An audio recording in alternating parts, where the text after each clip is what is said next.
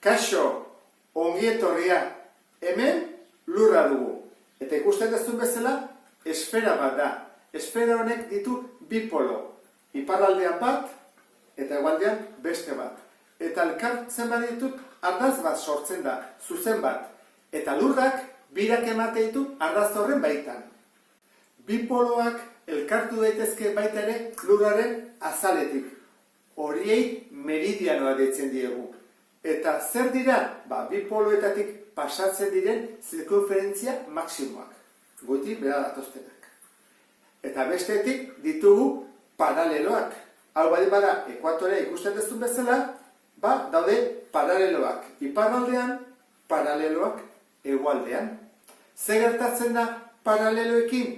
Ekuatoretik zenbat eta urrutiago izan, orduan eta zirkunferentziaren luzera txikiagoa dela. Hemen, buelta bat ematea, erresagoa da, bitartean hemen, luzeagoa da, ez da ikusten duzun bezala. Eta hemen bali gaude ekuatoretik gertago, luzeagoa bihurtzen da. Lurreko puntu bat kokatzeko grafikoetan bezala behar dugu isa eta i. Behar dugu abzisa eta behar dugu ordenatua. Orduan, ordenatuarentzat nahiko erresa izan daiteke. Zergatik, guk hartzen badugu erreferentzi bezala ekuatorea, esan dezakegu ekuatoretik ze distantzia dagoen.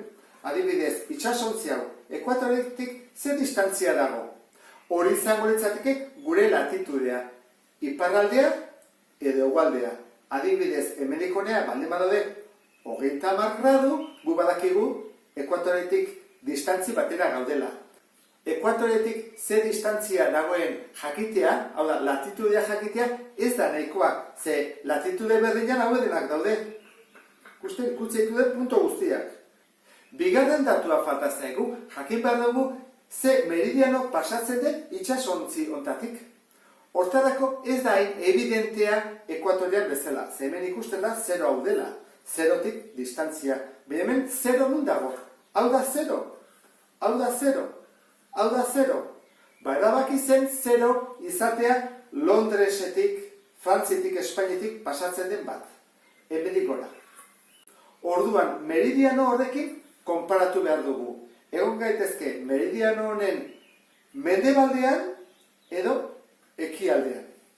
Orain, guri esaten badi digute 180 grado ekialdera, orain bai joan gaitezkela.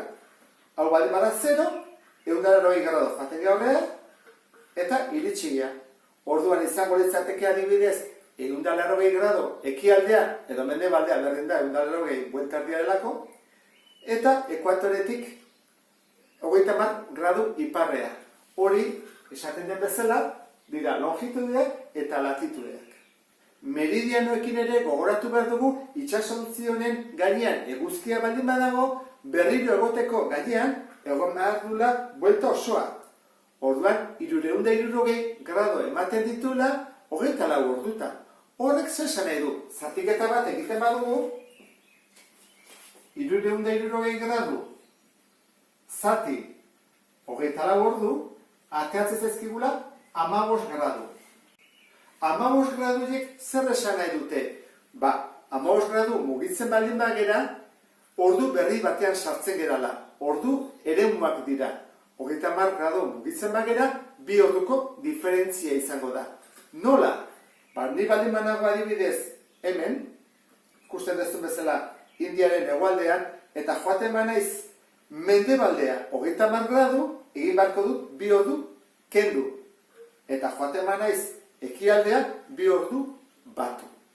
Eskema hau edukitzea ondo etorri daiteke. Meridianoak, bi poloak elkartzen dituzten zirkunferentziak dira, eta horrekin longitudeak dakizkigu mendebaldea edo ekialdea, eta paraleloak horrekin latitudea, iparraldea edo hegoaldea. Bilbo, Iruña eta Venezia. Behaien koordinatu geografikoak aztertuko ditugu. Bilbo, 43 gradu, 15,8 minutu iparraldea. Zesan nahi du horrek? Iparraldea, hegoaldea, horiek latitudeak dira. Honek esan nahi du orduan, ekuatoretik Bilbora daudela 43 graduko arkoa. Eta hemen, 2 gradu, 45,4 minutu mendebaldea. Hori longitudea da.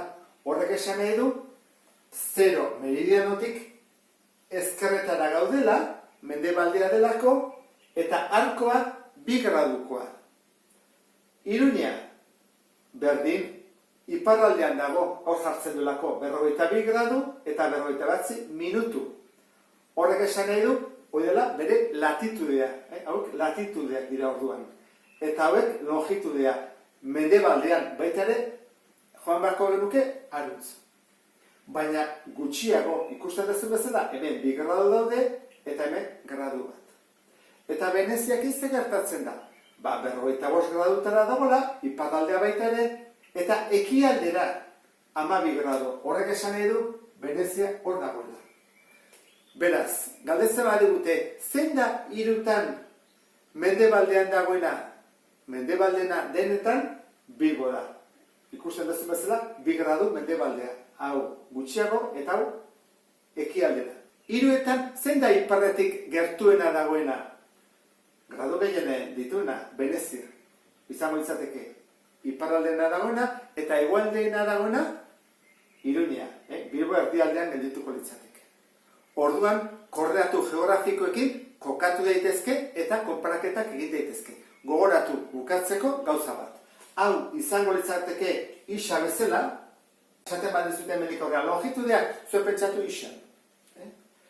Eta latitudea ze izango litzateke iardatza. Iparraldea edo hegoaldea. Eta nik uste dut honekin kokatu zaitezkela eta ariketak egiteko moduan egon gaitezkela. Beste bat arte, agur?